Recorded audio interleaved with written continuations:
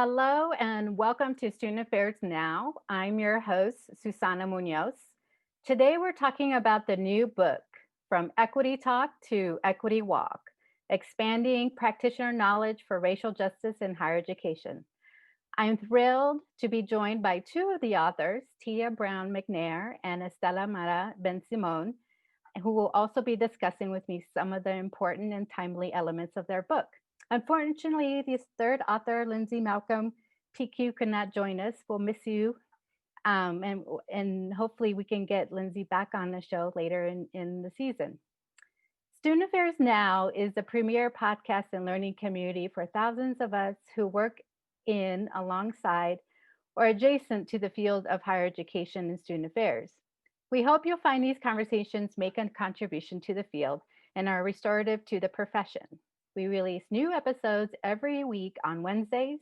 Find us at studentaffairsnow.com or on Twitter. Today's episode is sponsored by Anthology. Is your goal to engage in effective assessment, boost data fluency, and empower staff with strategic data collection, documented analysis, and use results for change? No matter where your campus is in the assessment journey, Anthology, formerly Campus Labs, can help you figure out what's next with a short assessment. You'll receive customized results and tailored recommendations to address your most immediate assessment needs. Learn more about how Anthology's products and expert consultation can empower your division with actionable data by visiting campuslabs.com/essaynow. As I mentioned, I'm your host today, Susana Muñoz. My pronouns are she, her, hers, ella. I'm an associate professor of higher education and program director at Colorado State University. I'm hosting this conversation today from Fort Collins, Colorado, which is on the ancestral homelands of the Ute, Arapaho, and Cheyenne peoples and nations. Now let's get into our conversation. Today we're discussing the new book, From Equity Talk to Equity Walk, which just came out this year and is published by the Association of American Colleges and Universities, the Center for Urban Education, and Josie Bass. Authors, please introduce yourselves and the relationship you have to this project. Let's start with Estela. Hello, Susana. Thank you so much for inviting us to join you today. And I am Estela Bensimon, and I am a professor at the University of Southern California at the Rossier School of Education, and the director of the Center for Urban Education. Thank you. Hi, and thank you, Susana, for inviting us. As Estela said, looking forward to the conversation. I'm Tia McNair. I serve as the Vice President for Diversity, Equity, and Student Success, and the Executive Director of the Truth, Racial Healing, and Transformation Campus Centers at AAC&U. And my pronouns are she, her, and hers. Looking forward to it. Thank you. Happy that you're here with us. So Estela, you've dedicated the majority of your academic career to issues of equity and racial justice. And what I really appreciate about this book is that it speaks to the action behind equity, specifically about building and assessing equity mindedness competencies. Could you say more about the importance of equity mindedness and how institutions of higher education can build this capacity within academic and student affairs? Yes, thank you, Susana. The reason why I think it's important to focus on practice is a lot of times when we think about racial equity work, we try to change people's minds. And I think that people's minds are much more likely to change when they first change their practices.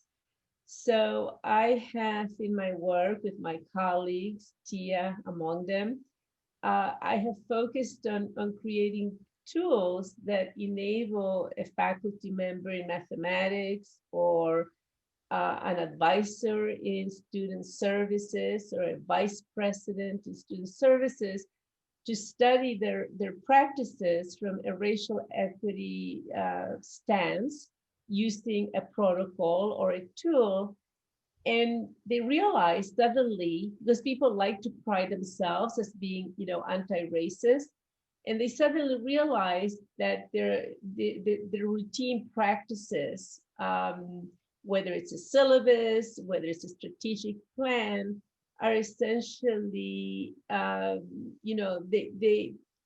racial equity is absent. It's their language is race neutral. They don't take into account that the students' experiences of a college campus are in fact, they are in fact shaped by racial identity. So I find that that's a much more effective way than me telling individuals or groups of individuals, your documents are race neutral. Yeah. It's interesting that you say sort of, everything is sort of centered on practices. And so how, where do these administrators, where does the practice come from? Like, what do you think needs to maybe shift in terms of the practice? And particularly because I, direct the higher ed program here in our graduate studies, do we need to revamp how we train student affairs practitioners? Yes, absolutely. I think so. And I would say that where I would begin with a program like yours would be maybe to do a very structured and disciplined and rigorous examination of the courses, the curriculum, the syllabi.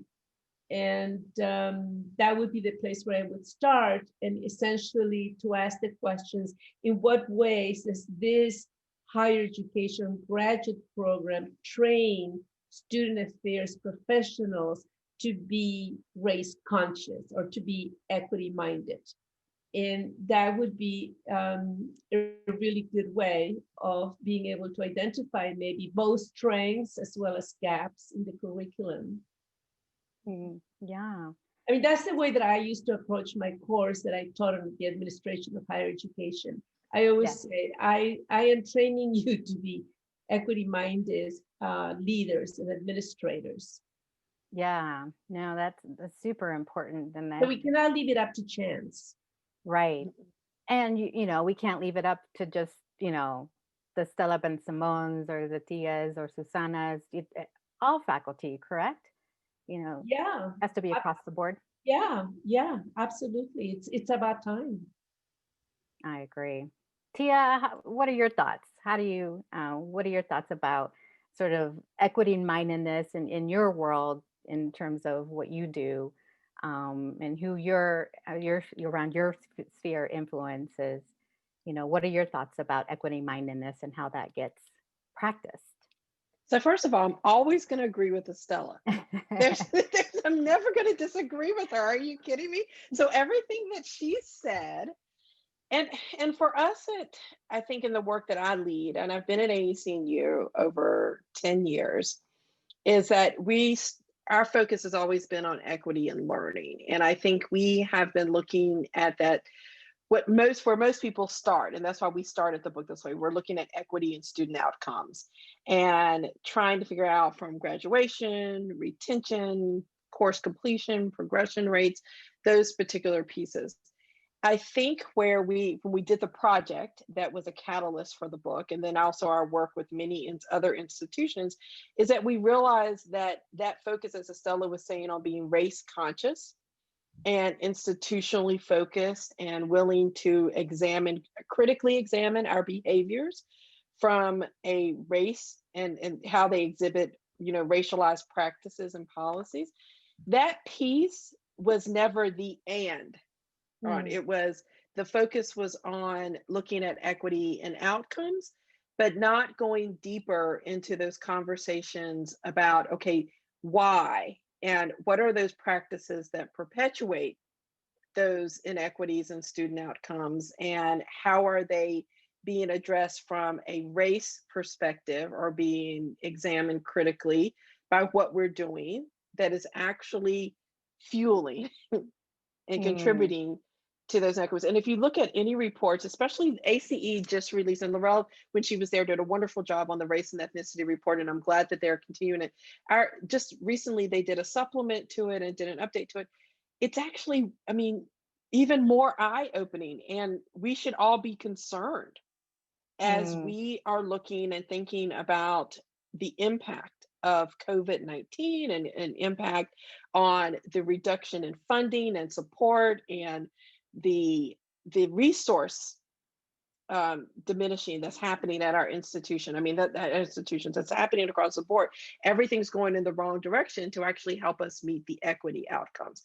And particularly, we've got to be focused on this the race perspective and a race-based approach to this, considering that so many of our students, what is it, 46% now of our undergraduate students are representing Black, Latinx, Indigenous, Asian American people. I mean, mhm, we've got to think about this. So I think that for me, it's getting our campuses to really focus on the racial mm, equity and intentionally. And we say this in the book, that everyone gets to this point and then they stop because those conversations become more difficult. They are not as open to those types of conversations as mm, they are with, and Estela does a great job of, I've heard her say this, the difference between poverty and race, and having those mhm. conversations as well. So yeah.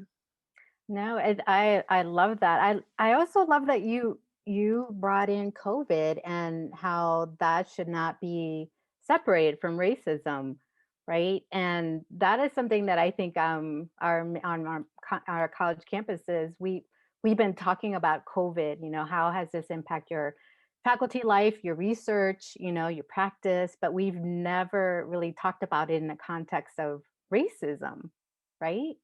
And so I think that's one of the things, or um, limitations, is that race should always matter, right? In all we do. And yeah, so I appreciate you bringing that, and I also appreciate the fact that these are tough conversations, and for entire campuses to take on. Um, the question that I have, in relation to what we've been talking about, I know, as someone that works, Tia, you work with the Association for the American College Universities to improve student learning for underserved students. And I really love how you critique sort of like the diversity, equity, and inclusion statements, as a vision that everyone can agree upon, but nobody really understands how to live it. And I was wondering if you could tell us how institutions should be using their diversity, equity, and inclusion statements to improve student learning outcomes inside and outside the classroom. Well, let's first just talk about how they're developed. 9 times out of Okay. 10, they're developed by a committee. Yes. I mean, which, is the downfall of all of us, because everything's Mm, worked in committee. mm, say So that. they're developed by committee, and then they're endorsed or reviewed by institutional leaders. But what often doesn't happen are those conversations with the people that are going to be implementing the goals of those statements, and how they individually are going to be contributing to the more shared responsibility that's listed there. I mean, the statements, and again, I believe in vision. They're more visionary than they are mission. Visionary statements about diversity, equity, inclusion, they're important. All students will be that. And I'm going to let Estela deal with the concept of all, because she has taught me about not saying that, but I'm going to say this because that's what they are. They say all students should get. It's an environment where everyone's welcome and we want everyone to succeed.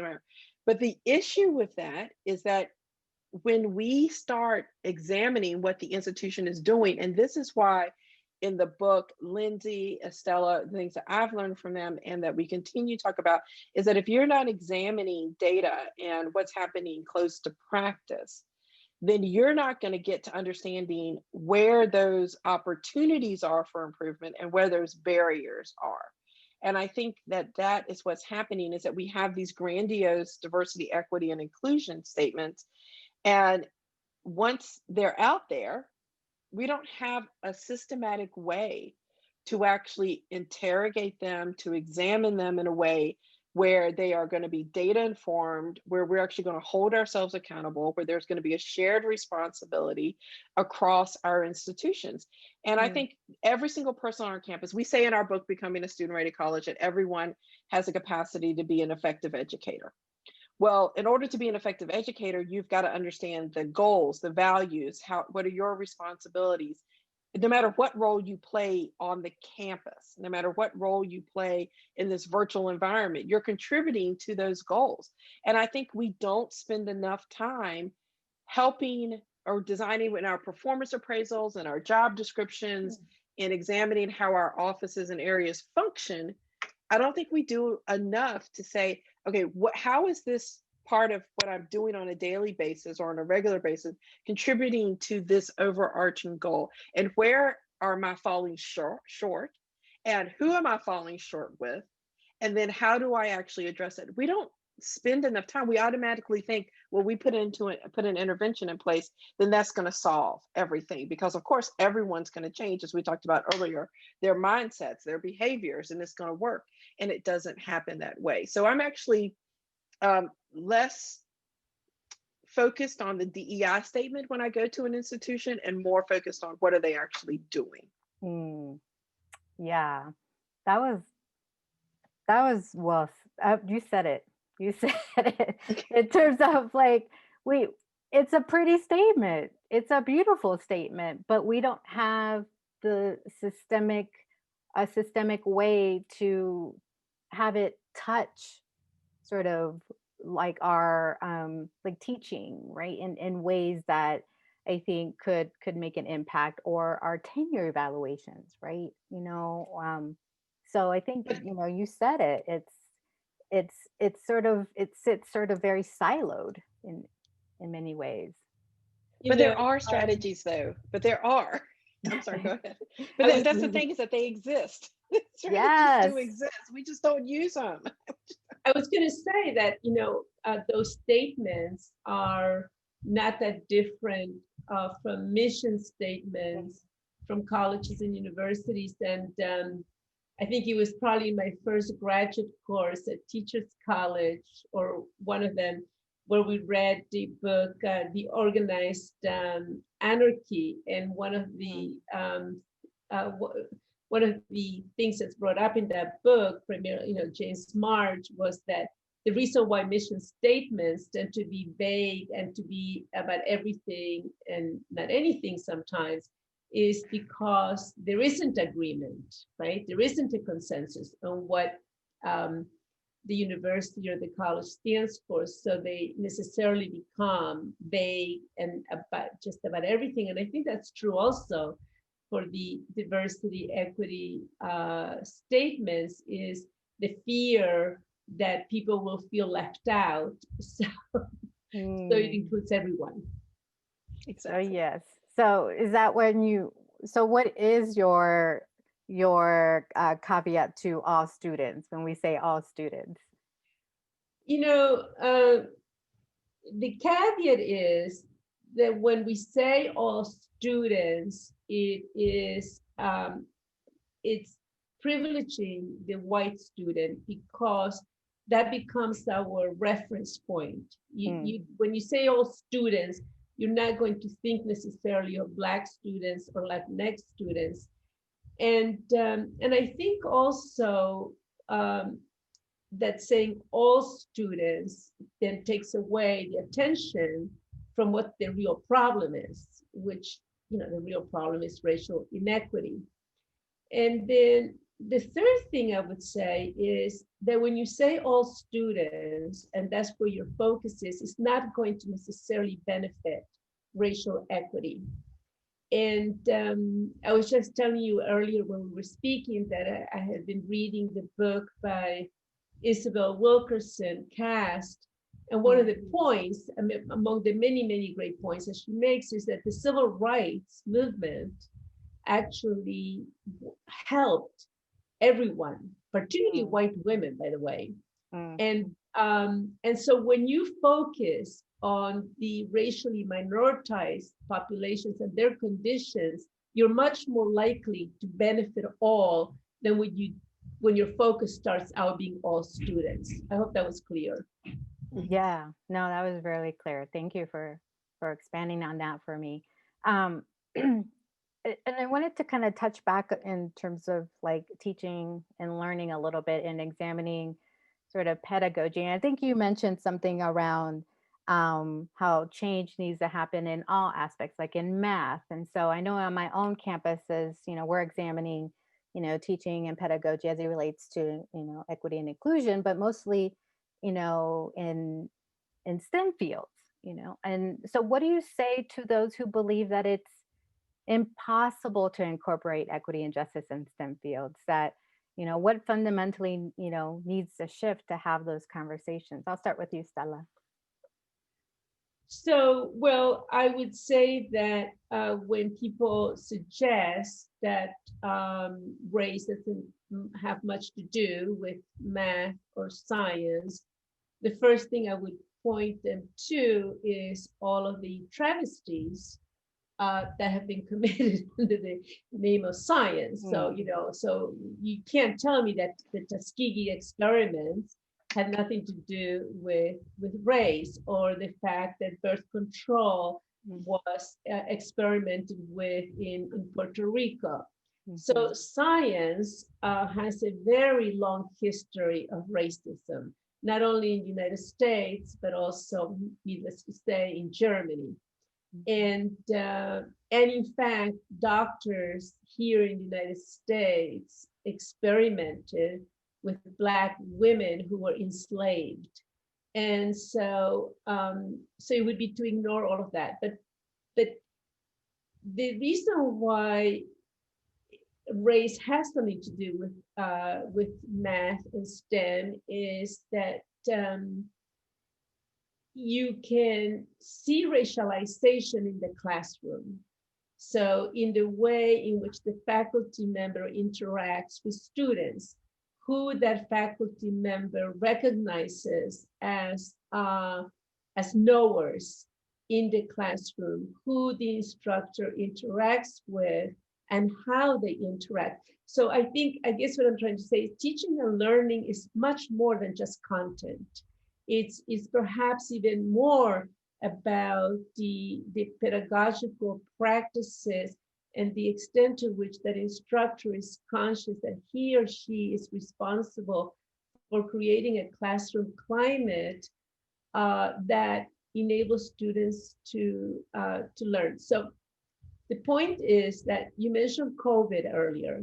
Mm-hmm. So the reason why COVID has had worse impact on Blacks and Latinx has to do with racism, because particularly Blacks, suffer high blood pressure, diabetes, and other high-risk factors because of racism. Racism causes health problems, and we are seeing them now being the consequences through COVID. I would also say that racism prevents learning, and that if students do not find themselves in classrooms where they feel comfortable to make mistakes in particular, then learning cannot take place. So we should think about it just as we think about the health risks of racism, we should think about the learning risks of racism. And I think that those are most accentuated in STEM and in math, because of the very thought that those faculty members may think it has nothing to do with race or even with gender. No, that's powerful. And it made me think of, one of my research findings in working with foreign documented students is the majority of the microaggressions that occur happen in the classroom. And I remember having a student telling me that their engineering professor used a border wall as an example of, steel and engineering. And so, yes, I had a faculty member in one of our projects, a math faculty member, who used as a math example, who he thought would be relevant, what would the labor of an enslaved person cost today? So how these, well, it was well intentioned turns into these microaggressions, right? And racism or racist incidents that happen in these classes. And so so yeah, I think, you know, I think Tia, you mentioned like there's strategies out there, right? There's Mhm. strategies out there that, you know, faculty could, you know, link to. And I think your book offers lots of great case studies. Talk a little bit about sort of like those specific strategies that perhaps we need to be using and applying in how we employ equity, diversity, and inclusion. Yeah, I think that and I'm actually gonna not talk about the ones in the book, and Stella can talk about that. I'm gonna talk about two that we have embraced at AECNU. So the Mhm. first one, I want to make sure, since we are talking about STEM, I want to make those links between that. Our Kelly Mack's work on teaching to increase diversity, equity, in STEM, and her work with HHMI and the Inclusive Excellence, and that particular work, as David Asai just came and was our opening keynote for our STEM conference, and his focus was all about race and racism Mm. within STEM. And so I think that if you have an interest in that, if you go to our website at aacu.org, you will be able to see that. I think, because we didn't write about this in the book, I think we just mentioned it, one part is our work on truth, racial healing, and transformation. So in the book, Estela identified those obstacles, those 10 obstacles that we had, Mhm. and that we see, and Lindsay and I agreed with, that we see regularly on campuses and in our work with them. But for us at ACU, we made the decision to engage in the truth, racial healing, and transformation effort. And the reason why we did that was because that focus on being honest about race and racism on our campus, having that truth telling, looking at our symbols, our interactions, our behaviors, even the way the media, our campus media as well, also portray race, and how having the conversations, doing those structured interviews, and looking at historical documents, and really being honest about the narrative about race at our institutions. And then that focus on racial healing. And we use the work of Gail Christopher, who's the visionary and architect of the TRHT effort when she was at the W.K. Kellogg Foundation, and as part of our work, and she was focused on the mental and physical impact of racism on people when it's experienced, and when they're, and I think that that's something and that's why she called it RX Racial Healing Circles, because there is that physical and mental impact that sometimes doesn't get acknowledged, and that whole concept of what it means to be racial trauma informed leaders so that we can help our students. And that's one of the things that I think we should challenge all educators, particularly faculty and student affairs leaders on campus, to be racial trauma informed leaders. I mean, Mm. and to be able to understand what that means, and to understand what happens when a student experiences trauma, and how that manifests, and how that actually influences their educational experiences. I don't think we do enough with that. So the TRHT effort is really much involved in helping to build that institutional capacity so that we can get to sustained transformation. So Mm. that's why it's called the truth, racial healing, and transformation, because it acknowledges that, but it also acknowledges what Estela was talking about with that hierarchy of human value that comes, I mean, and looking at it through our laws, through the way we've separated ourselves, and through our economic policies. And within that is public health, and also Mm. immigration and education and workforce preparation. We have this false belief in a hierarchy of human value that is so deeply embedded into all of our decision making and our structures and the way that we design policies, that we are now, because of COVID, having, as an example, having this negative impact on a group of people because of their race and Mm. their ethnicity, because of long held systemic structures that failed us and said that one life is more valuable than another based on skin color. So I think that there are different ways, and again, those are just two examples and things. Mhm. And we talk again about obstacles in the book about not using racially coded language and looking at to talk about the myth of universalism and really being able to look at behaviors as Estela was talking about. There's no simple answer. I want Mm. people to know that there's no simple answer. There is the need for us to be committed to this work and not just put that burden on a few educators. And that's why I'm actually that series that I've been talking about this too, that Inside Higher Ed is doing about the what's happening with Blacks in higher education and happening with other leaders from different racial and ethnic backgrounds. I hope that it's not there just to say, oh, woe is, look at this, but like, no, you know what? This is not just a responsibility of a few, it's a responsibility of many. And Mm. I don't know whether or not that's getting through because we have all those statements. And I really think we need to start talking about what happens beyond the statements. Yeah. I think that sometimes, it's in the routine practices. So I was reading a job announcement today from a national organization looking for someone to lead a major initiative that's related to the reform of developmental education.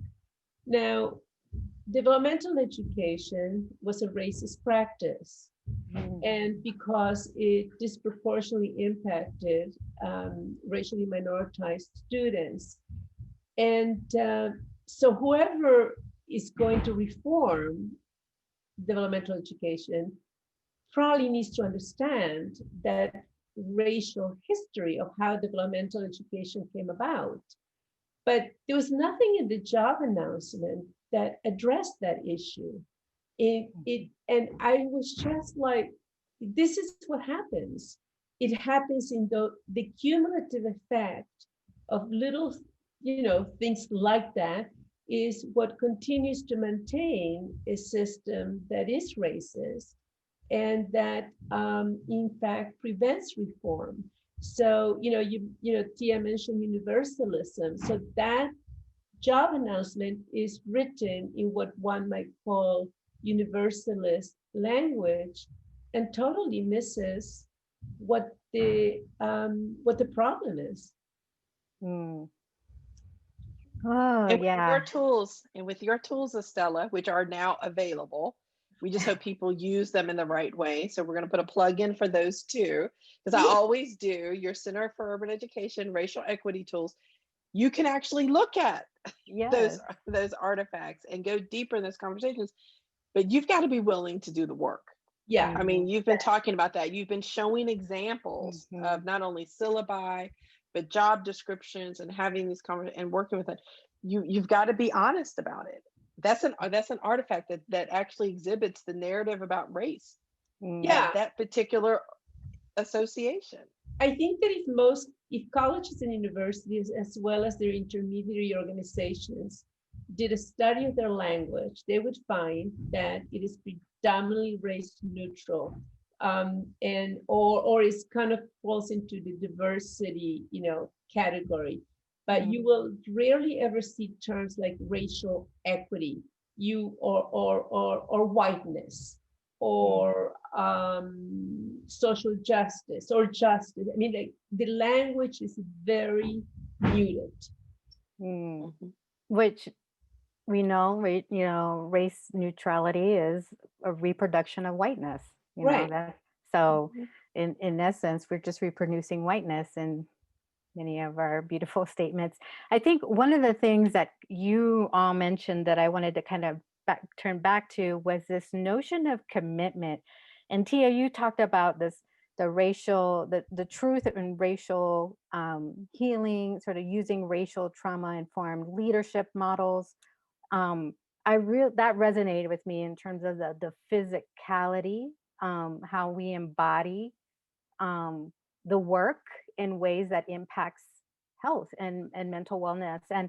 And so what does commitment from an institution look like that doesn't weigh heavily on the labor of minoritized people on our campuses? Yeah. Yeah, so we've been working and having conversations with the group called the Steve Fund, and they really focus specifically on the mental well-being of students who are Black, Latinx, Indigenous. I mean, Mm. they are, no apologies, they are focusing on students that are minoritized students across the board. So let's just say this. So it's called the Steve Fund.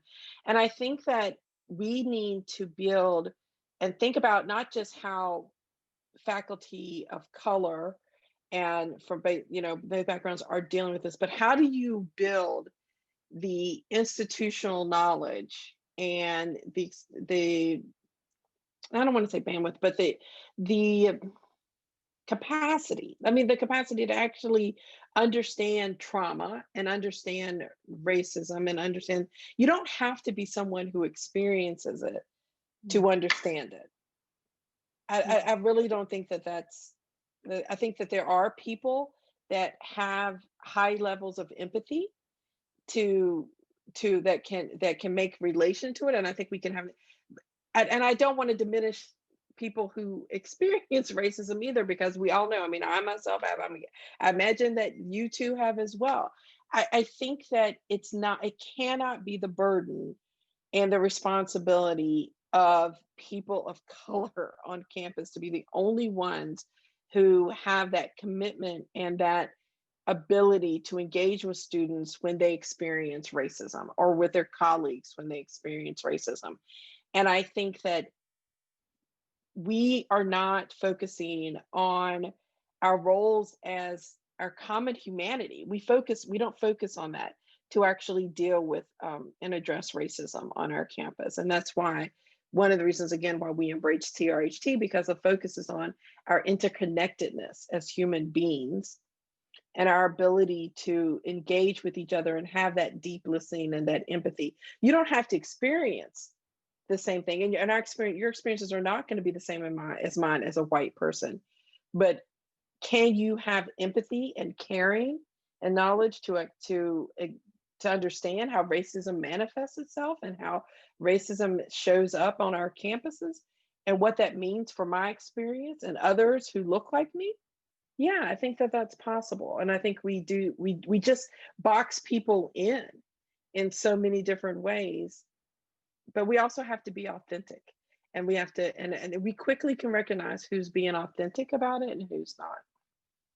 So Yeah, I love that. I think it's very powerful. You don't have to experience it to be someone that works, for against racial inequities on our campus. I think that's one of the things that it resonates with me because I see who is doing the work on our campuses, right? And I think that's, on a predominantly white institution, it's always, the same folks. And having tenure, I feel like now I'm getting tapped a lot to do, some of this, work. And so I feel it, but I also think, there needs to be more of that capacity building that you mentioned in that knowledge building. Um, and Estela, did you want to add anything to that? No, well, yes. I guess what I was going to say is that there is a power issue, Mm. and that speaking to what Tia mentioned, that this is we share a common humanity. We need to think in terms of we rather than I. In the last few years in this country, politically, we have moved away from that. We see it in the lack of bipartisanship, and we see it in the movement. I suppose I can talk about politics and Trumpism, which is really anti-commonality. It has been extremely divisive, and it has been done by demonizing people who are not white, describing Mexican immigrants as rapists and criminals. So our country has we have taken a step backwards and away from what Tia has just mentioned, and it's and it is about power, I think, because there's this threat that in 20 years we're going to be a country that's no longer majority white. So that seems to be very threatening. Mhm. Yeah. No, thank you for bringing that up. I think it's, and the work that I do kind of centers are a little bit around, the Trumpism and the Trump effect, with undocumented people and immigrants. And so I also wanted to see that this didn't start with Trump either, right? And so it's absolutely part of, what America has been about. And so I think, what we're grappling with this notion of systemic racism across our country and as a nation. What advice, or what do we have President-elect Biden coming in with this issue that was a platform, during the campaign season around systemic racism, particularly around in our criminal justice system, but in looking at higher education, what are your thoughts around how does one begin to tackle this and do this work nationally? Is that even possible? Estela or Tia, either one of you can chime in. I'm gonna let Estela go first. I went first the past couple of times. I'm gonna let her go first. I don't always think in big ways. And so I'm not sure that I can answer the question about nationally, other than to say that we need people who are not afraid to take a stand against, to take a stand where they speak clearly about these issues, not skirt around it or fall into the trap of euphemisms to talk about race, right? Mm-hmm. So I think that we need people who are not afraid to say, as Ibram Kendi says, to say this policy could have racist outcomes, and this policy will have anti-racist outcomes. To be able to speak that directly, and to be able to accept that racism, as critical race theorists have pointed out, is endemic in this country, and it was built into this country, so that in order to dismantle it, we have to be direct. And so that's one of the things that I would say. And I would say the same thing at the campus level. So a lot of times I am warned that my wanting to be explicit about racial equity and to actually name the groups, I want us to say Black, Latinx, Indigenous, Pacific Islanders. I am often told that you cannot do that with policymakers because that's too divisive and will alienate them. And so I say, as long as we continue to compromise in that, then we can never speak clearly. And that's what we need. And people with power don't have anything to be afraid of. It shouldn't be you, Susana, and it should not be me necessarily either, or Tia. I mean, we do have, obviously we do have power. You have the power of tenure, so do I. And Tia has the power of a national platform. But it's people, it's college presidents, it's foundation directors, or, presidents who need to say, you're not going to get any more of our money, for instance, unless you do this. And so until we have that, we cannot, people think that they're good people. That's part of the problem. And because they think that they're good, they think they cannot do any harm. And that's how they're doing the greatest harm. Great. Yeah. And that's why Congresswoman Lee, that's why Representative Lee and Senator Booker want the TRHT commission, so that it's not hidden anymore, and that you're actually upfront in a public way in Congress talking about racism and the impact of race for the various across for people of color, and naming Black and Latinx and Indigenous and Pacific Islanders, and saying this is what's happening, and hearing the testimony in a public fashion of what has happened to so many different communities. And I think I'm hoping that legislation, I'm hoping that resolution, I mean, just across the board, that is embraced, and their support from this administration to actually move forward with that. Can you say a little bit about that resolution so our audience can you can just Google it. It's Good. if you Google Barbara Lee, Representative Barbara Lee from California, and then Senator Cory Booker, they both, and Senator Booker just introduced it in the Senate this past week. And then Senator and Representative Congresswoman Lee did this in June. She introduced it, and obviously thinking about the racial injustices and the murders that were happening here, saying that we need this and it needs to be public. It needs to say it. So if you just Google it, you can find the information about it. And it's the TRHT Commission. And we'll definitely post it on the podcast.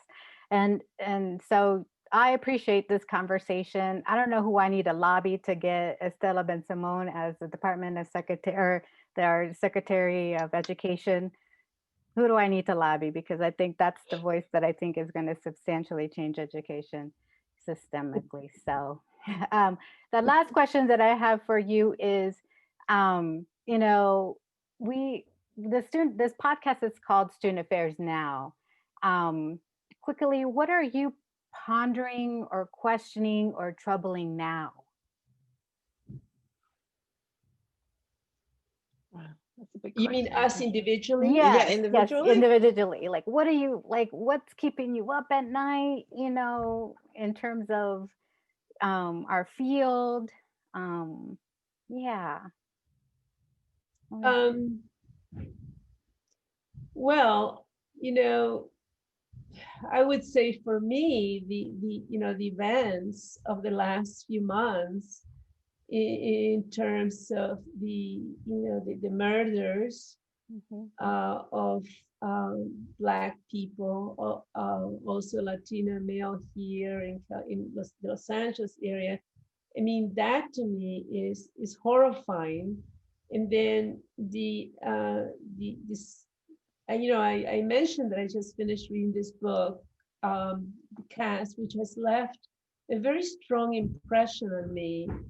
And one is of anger at the horrifying history that she provides, not only past, but also current, that Isabel Wilkerson provides.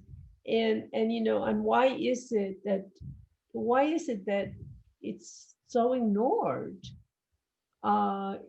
here? And why are we so ahistorical?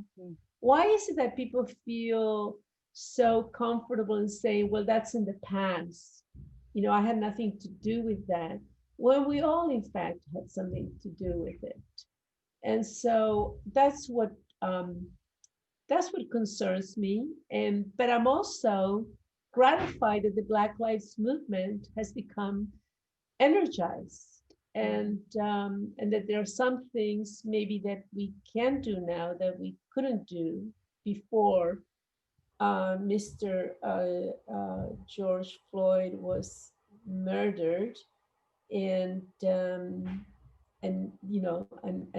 others as well. Thank you for that. What about you, Tia?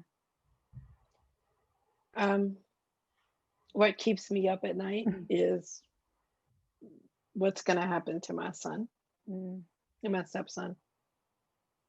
Every time he walks out the door, and then my friends and their sons, and I'm in an organization with a group of mothers, and we spend a lot of time focusing on our children. And I am hoping that what we're doing is going to make some type of impact and difference so that their lives are better. which is what many people want, is for the next generation, their lives to be better. But I can tell you that it is a deep pit of agonizing as my son gets older and goes into his teenage years, and worrying about when he put a hoodie on and walked around our neighborhood, what was going to happen to him. That keeps me up at night. Thank you. I felt that. Thank you so much for that. And thank you just for all the contributions that you've made this during this podcast. I'm grateful for the time that you've taken to be our guest today on Student Affairs Now. Thank you to our sponsor for this episode, Anthology, formerly Campus Labs. Visit them at campuslabs.com/SA-now. You can receive reminders about this and other episodes by subscribing to the Student Affairs Now newsletter or browse our archives at studentaffairsnow.com. Please subscribe to our podcast and invite others to subscribe, share on social media, or leave a 5-star review. It really helps our conversations like this reach more people and build a community so we can make this free to you. Again, my name is Susana Muñoz. Thanks again for our fabulous guests for sharing their knowledge and their experiences today, and to everyone who is watching and listening. Be kind to yourselves and make it a great week.